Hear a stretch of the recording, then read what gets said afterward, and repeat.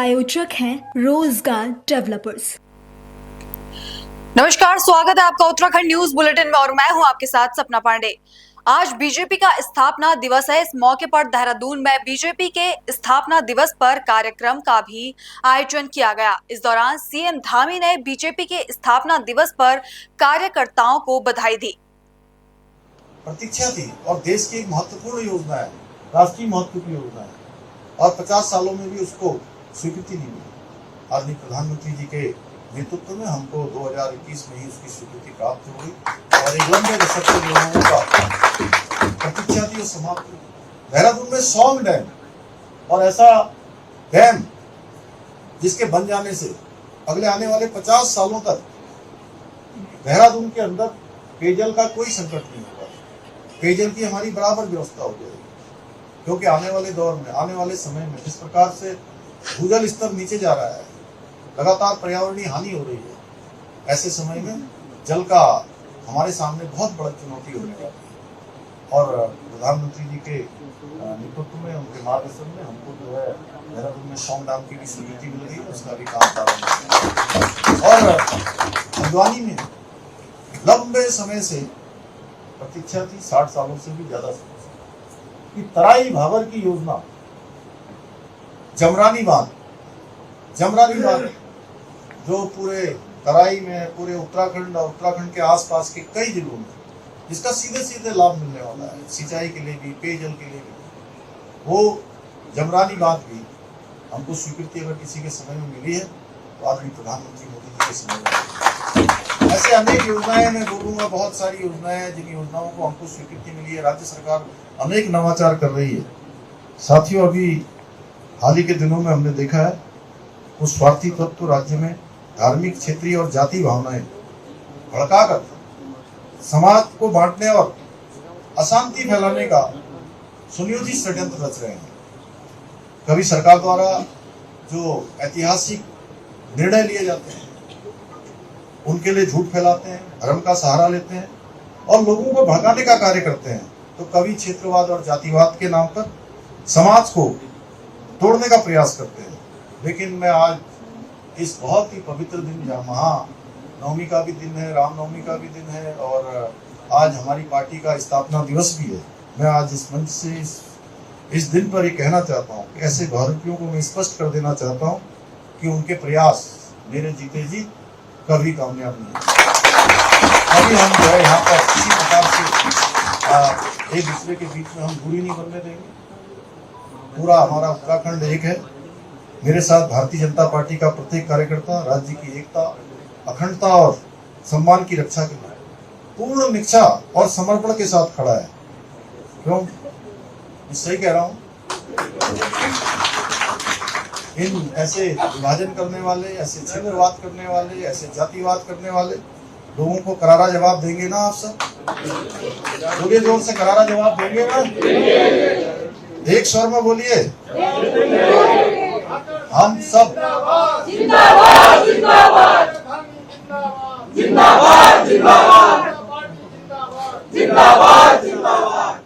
हम सब उत्तराखंडी हैं, एक हैं, अखंड हैं और अडिग हैं और उत्तराखंड को आगे ले जाने के लिए हम सब की जो ये सामूहिक यात्रा है, इस सामूहिक यात्रा गंतव्य को प्राप्त हो, यानी कि जो स्टेशन हमने तय किया है कि हम उत्तराखंड को देश का सर्वश्रेष्ठ राज्य बनाएंगे। इस यात्रा का हम सबको सहयात्री बनना है और हमारा जो विकल्प रही संकल्प है उसके साथ पूर्ण प्रतिबद्ध होकर, संकल्पित होकर हम निरंतर कार्य कर रहे हैं।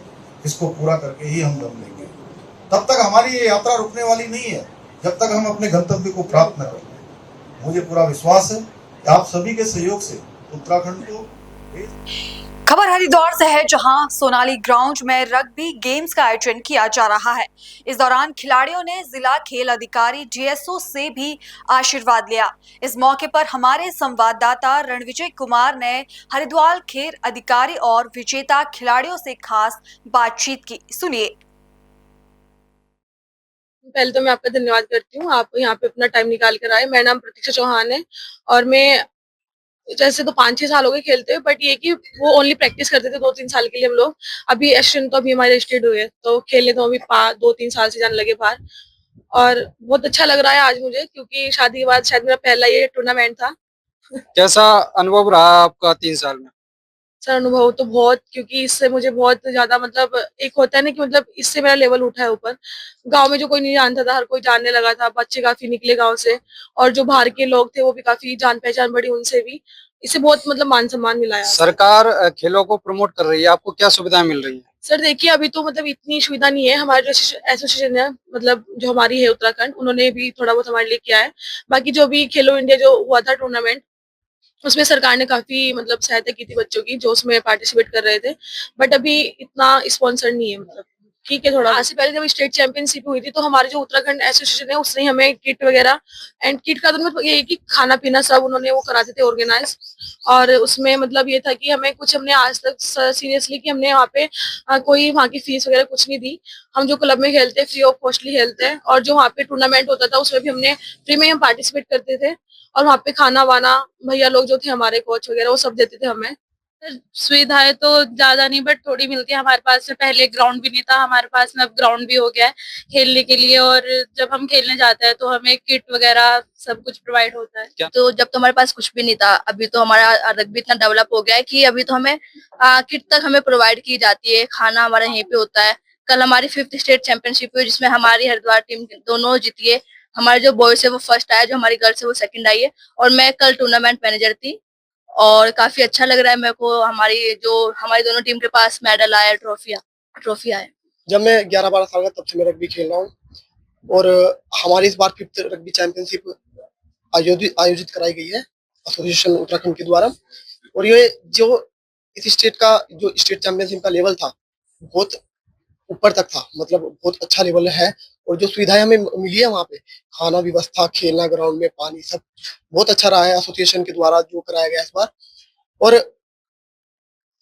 जो हमारे प्लेयर्स हैं अदर मतलब राज्य के जितने भी अलग अलग जिलों के प्लेयर्स थे वो सारे उसमें प्रतिभाग किया है और अच्छा प्रदर्शन किया है। अनुभव कितने साल से है?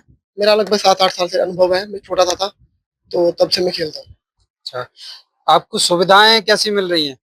हमारे एसोसिएशन की तरफ से सारी सुविधाएं मिलती है हमें टाइम पे। और हमें किटे, खेलने के लिए जूते, स्टड सब उनके फ्री ऑफ कॉस्ट हमारी ट्रेनिंग होती है वहाँ पे।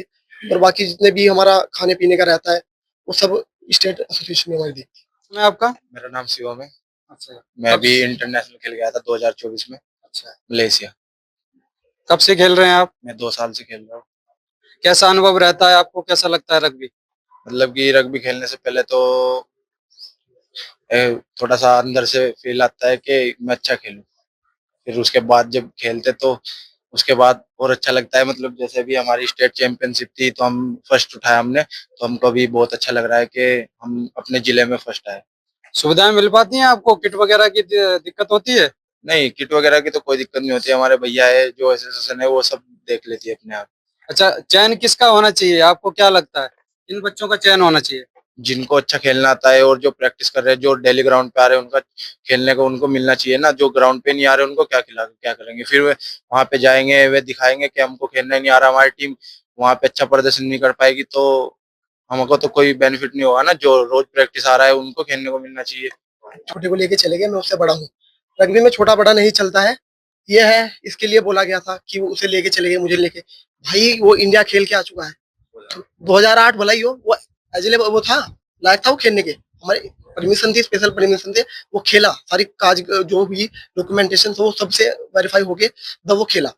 वो बोलता है कि मैं लायक था, मुझे काट दिया, उसके उसे ले लिया, मुझे काट दिया। वो इंडिया खेल के आया है, उसने मेहनत की है, उसे इसलिए लिया है। 6-7 महीने का कुछ नहीं होता। अगर बंदा परफॉर्मेंस दे रहा है बच्चा कोई आगे, तो आप बताओ 6 साल उससे मैटर नहीं करता कि 6 साल से खेला है या 2 साल से खेला है। पकड़ना नहीं आती बच्चों का कहना है। नहीं, कौन बोल रहा है? अच्छा, आप खिलाड़ी रह चुके हैं। नहीं, अगर मेरे को बॉल पकड़ना नहीं आता तो मैं इतने ऊपर तक कैसे जाता, इंडिया कैसे खेल के आता?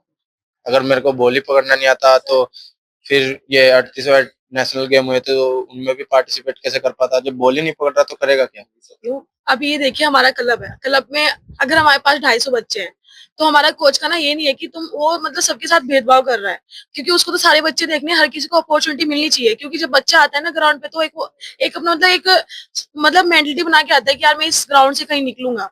अब अगर ऐसे बहुत प्लेयर है ना कि जो हम चाहते हैं कि हम लोग खेलते रहे, बट सर हर कोई तो नहीं खेल सकता ना, सबको अपॉर्चुनिटी मिलनी चाहिए ताकि वो बच्चा भी आगे निकले, क्योंकि सबको लोग अपना टाइम निकाल के वहां पे आ रहे हैं ग्राउंड पे।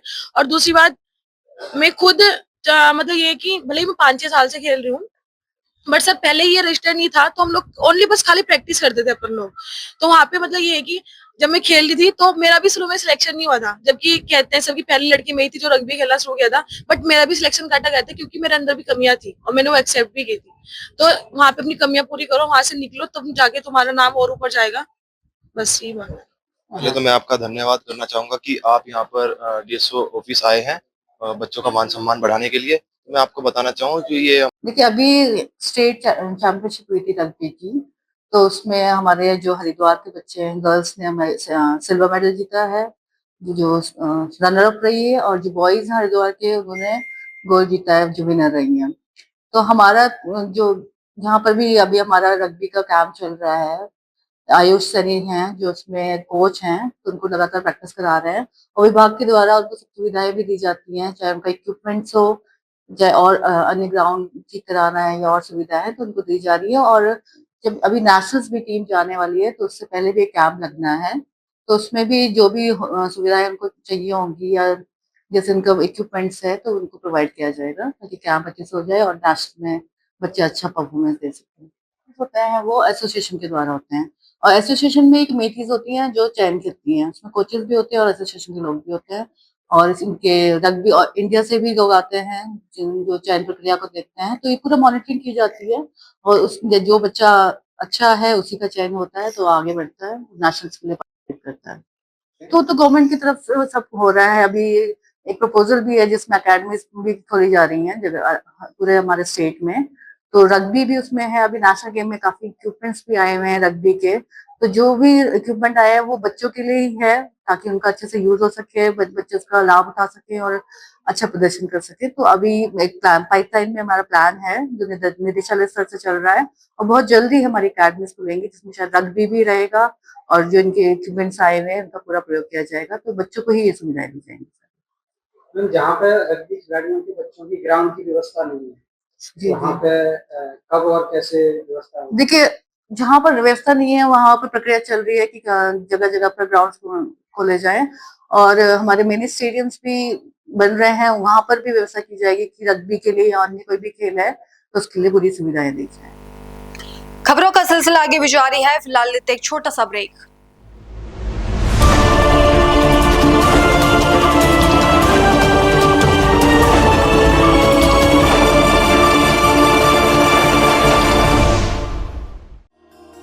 रोजगार डेवलपर्स की ओर से आप सभी को चैत्र नवरात्रि की हार्दिक शुभकामनाएं। रोजगार डेवलपर्स, अ यूनिट ऑफ रोजगार डेवलपर्स एंड प्राइवेट लिमिटेड।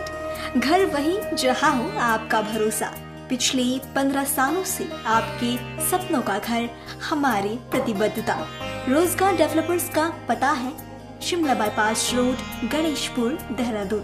रोजगार डेवलपर्स से संपर्क करने के लिए अभी डायल करें 9897054026 पर या 8433207910 पर। रोजगार डेवलपर्स, अ यूनिट ऑफ रोजगार डेवलपर्स एंड प्राइवेट लिमिटेड। घर वहीं जहां हो आपका भरोसा। पिछले 15 सालों से आपके सपनों का घर हमारी प्रतिबद्धता। रोजगार डेवलपर्स का पता है शिमला बाईपास रोड, गणेशपुर, देहरादून। रोजगार डेवलपर्स से संपर्क करने के लिए अभी डायल कीजिए 9897054026 पर या 8433207910 पर।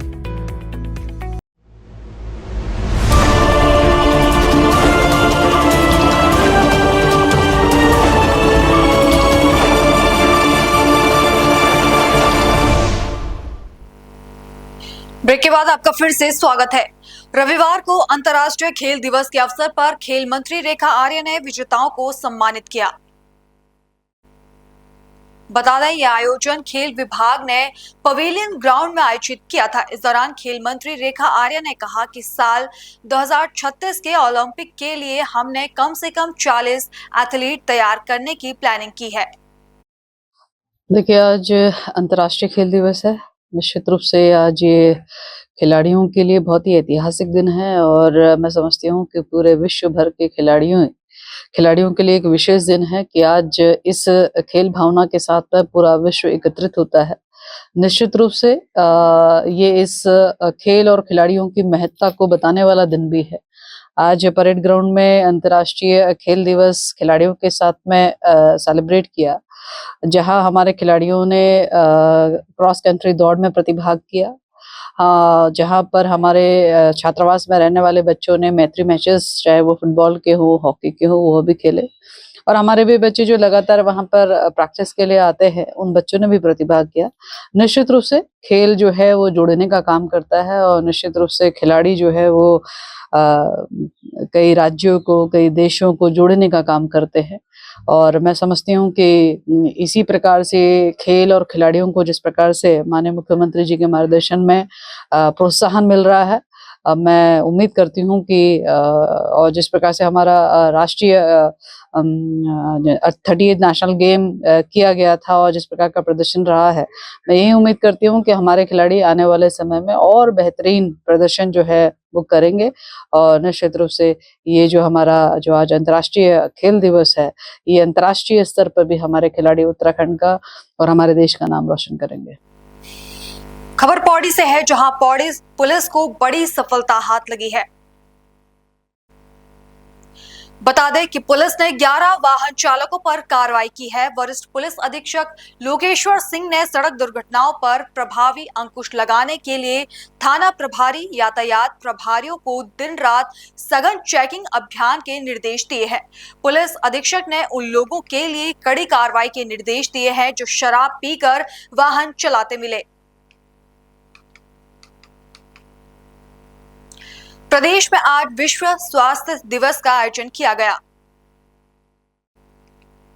बता दें, इस दौरान स्वास्थ्य विभाग चिकित्सा इकाइयों और विभिन्न कार्यक्रमों के जरिए सुविधाओं आम लोगों तक पहुंचाने का कार्य कर रही है। इस अवसर पर मुख्य चिकित्सा अधिकारी डॉक्टर पारुल गोयल ने कहा कि केंद्र सरकार के Ayushman Bharat health infrastructure mission के सपने को साकार करने और शहर में स्वास्थ्य सेवाओं को और बेहतर बनाने के लिए पीडियाट्रिक यूनिट का निर्माण किया जाएगा।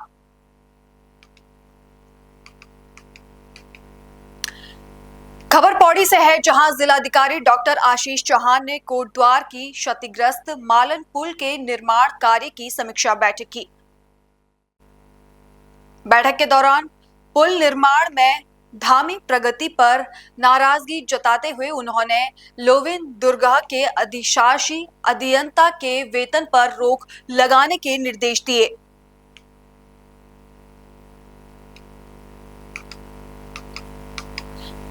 जिलाधिकारी आशीष चौहान ने पारुल एकत्रित करने का अभियान चलाया।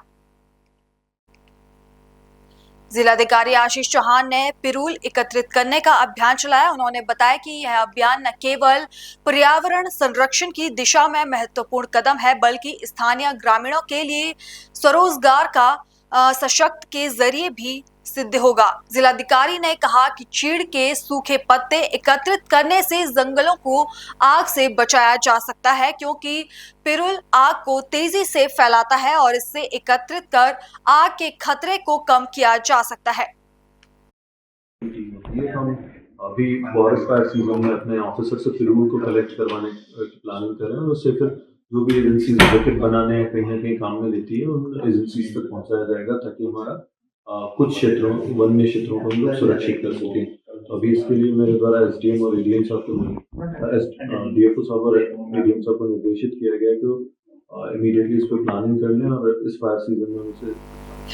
अगली खबर ऋषिकेश से है, जहां बढ़ती गर्मी के मौसम में पर्यटकों का आवागमन तेजी से होता नजर आ रहा है।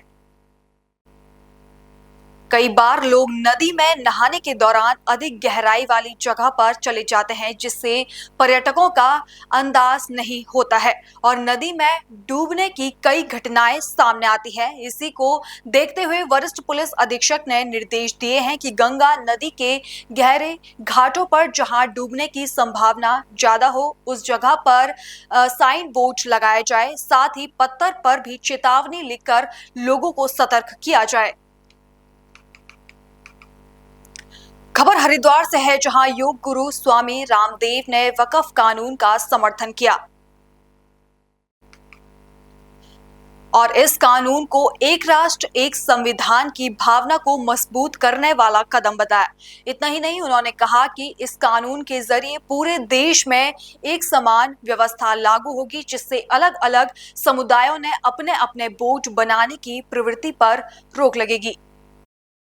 रामनवमी है, राम राष्ट्र है, राम धर्म है, राम संस्कृति है, राम हमारी मूल प्रकृति है, राम राजा भी हैं, राम आदर्श पिता भी हैं, राम आदर्श पुत्र भी हैं, राम हमारे सनातन के सार हैं और राम प्रेम करुणा के अवतार हैं और राम सबके हैं। वहाँ कोई जात पात का बंधन नहीं है।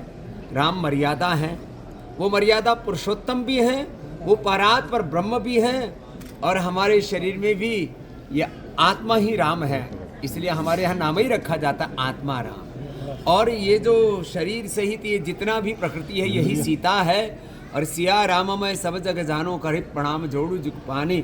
आज रामनवमी है, नवरात्र की पुणाहुति है और 30 वर्ष पहले हमने इसी हरिद्वार में माँ गंगा में डुबके लगा के संन्यास लिया था और जब हम हरिद्वार आए थे, ये बात हो गई लगभग 32-33 साल पहले की, तो पूज्य आचार्य श्री ने फिर जो पूज्य गुरुदेव इंद्रदेव जी महाराज जी और फिर गुरु शंकर देव जी महाराज जी, गुरु कृपाल देव जी महाराज जी, जो हमारी गुरु परंपरा रही है, उसमें जब हमने संन्यास ले लिया तो ट्रस्ट का नाम रख दिया दिव्य योग मंदिर ट्रस्ट। पता लगा ये दिव्य योग मंदिर तो पहले से ही है यहाँ, कृपा जो हमारे महाप्रभु रामलाल जी, योगेश्वर रामलाल जी महाराज, ये दिव्य योग मंदिर पहले से ही है। अब देखो ये भी प्रभु की, महाप्रभु की कृपा है और उन्हीं महाप्रभु के अवतारी हैं हमारे राम, जो है रामलाल जी योगी जी महाराज जी के ही उन्हीं के अवतारी हैं ये, और पूज्य माता जी यहाँ पर हैं। तो ये जो अब दिव्य योग मंदिर कनखल कृपालू बाग वाला और दिव्य योग मंदिर राममुलक दरबार अब एकाकार हो गए। आज ये महाराज जी ने, देखो महाराज जी के पिताश्री, इनके दादाजी योगेश्वर रामलाल महाप्रभु, हाँ, फिर मेरे योगीराज स्वामी देवीदयाल जी महाराज, हाँ, तो वो परंपरा अब पतंजलि के साथ एकात्म हो गई। तो पूज्य महाराज श्री ने आज ये सेवा भी रामनवमी पर ही अर्पित कर दी। पूज्य आचार्य श्री को इन्होंने प्रार्थना की, फिर हम आज जो है यहाँ आ गए। तो माता जी अत्यंत प्रसन्न है कि ये योग की परंपरा अक्षुण्ण बनी रहे, इसके लिए ये आहुति भी दी। और मैं तो आज सबसे आह्वान करूँगा, सबको नवरात्रि की शुभकामनाओं और रामनवमी की शुभकामनाओं के साथ हमारे तन में, हमारे मन में, हमारे जीवन में, रोम रोम में रामत्व की, राम की मर्यादा की, राम की प्रेम की, राम की करुणा की, राम के राष्ट्रवाद की, अध्यात्मवाद की, मानवतावाद की, समतावाद की प्रतिष्ठा हो जाए। और जैसे पूज्यपाद गोस्वामी तुलसीदास जी महाराज कहते हैं, राम राज्य का मतलब है सब नर करई परस्पर प्रीति, चले स्वधर्म निरत श्रुति नीति, दैहिक दैविक भौतिक तापा, राम राज नहीं काहू ही व्यापा। ऐसा हमारा राष्ट्र बने जहाँ पर कोई रोगी ना हो, कोई दुखी ना हो, कोई दरिद्र ना हो, किसी प्रकार से किसी में कोई बैर और नफरत ना हो। ये आपस में जो वैर वैमनस्य है जब मिटेगा तभी तो भारत परम वैभवशाली बनेगा और राम राज्य घटित होगा। नहीं तो जाति पंथों के बंटवारे, झूठ कहावे तेरे द्वारे, तेरे लिए सब एक समान, कोई नीच न कोई महान, सारा जग तेरी संतान, रघुपति राघव राजा राम पतित पावन, सीताराम सीताराम सीताराम, भज प्यारे तू सीताराम, रघुपति राघव राजा राम पतित पावन सीता। तो राम मूलक दरबार और रामदेव एकाकार हो। स्वामी जी, रामनवमी के पावन अवसर पर संपूर्ण देशवासियों को हार्दिक शुभकामनाएं। भगवान राम हमारे जीवन में जागृत हों, हमारी ऊर्जा में, हमारी सेवा में, हमारे कार्य में, हमारी भावनाओं में, हमारी संवेदनाओं में, जिससे हम आपस में प्रीति, सौहार्द और राष्ट्र जागरण के लिए हम सब एक होकर के, नेक होकर के काम कर सकें, आगे बढ़ सकें। यही मंगल कामना, शुभ भावना और सबके लिए बहुत बधाई। खबर मसूरी से है, जहां बीजेपी कार्यकर्ताओं ने 46वां स्थापना दिवस धूमधाम के साथ मनाया।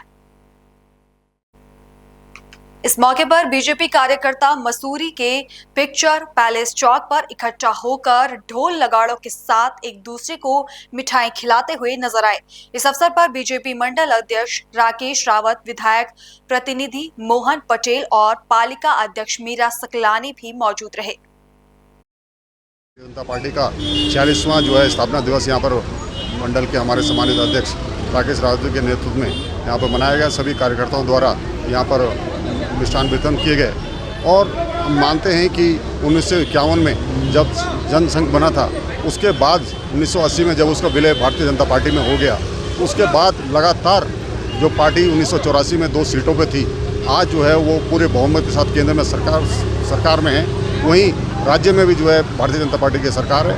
आज हम याद करते हैं उस पहले अधिवेशन को, जिसमें भारतीय जनता पार्टी के प्रथम राष्ट्रीय अध्यक्ष अटल बिहारी वाजपेयी जी ने एक भविष्यवाणी करी थी कि अंधेरा छटेगा, सूरज निकलेगा और फूल खिलेगा। आज उस भविष्यवाणी का जो है वहाँ पूर्णार्थ आपने देखा होगा कि सफल होता हुआ नजर आया है। और हम मानते हैं कि भारतीय जनता पार्टी के कार्यकर्ता जो संगठन बेस्ड पार्टी है, उसका निरंतर ये भारतीय जनता पार्टी के कार्यकर्ताओं की वजह से आज जो है पूरे देश की जो है सबसे बड़ी पार्टी के रूप में जो है भारतीय जनता पार्टी यहाँ पे। मैं आज सभी कार्यकर्ताओं को इस शुभ दिन के लिए शुभकामनाएं देता हूँ और मैं मानता हूँ कि जैसे केंद्र में वैसी प्रदेश में धामी जी के नेतृत्व में, वहीं हमारे क्षेत्रीय विधायक और माननीय मंत्री जी के नेतृत्व में लगातार जो है भारतीय जनता पार्टी जो है अपना जो है काम कर रही है। जहाँ अन्य दल वोट के लिए और सीट के लिए काम करते हैं, वहीं भारतीय जनता पार्टी राष्ट्र के लिए काम करती है। इसलिए जनता का जो है 70% पूरे देश में जो है भारतीय जनता पार्टी के पक्ष में है और यही रहा। तो हम आने वाले टाइम पे जिस तरह से आपने देखा हो कि पहले